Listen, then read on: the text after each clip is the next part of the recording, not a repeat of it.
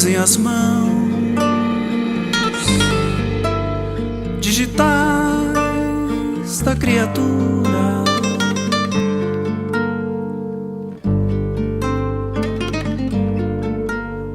Histórias não contadas de tempos sombrios.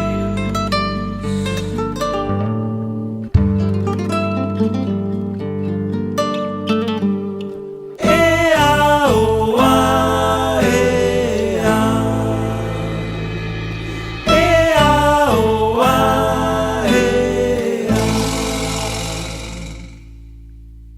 El curso del río Pintura, un secreto misterioso, es la cueva de las manos, sus recuerdos enterrados. Solo antiguos ancestros conocen sus intenciones, alegría o agonía que dicen aquellas manos. Miles de manos izquierdas, rituales, cacerías, fuente de la humanidad que ha legado a nuestros días.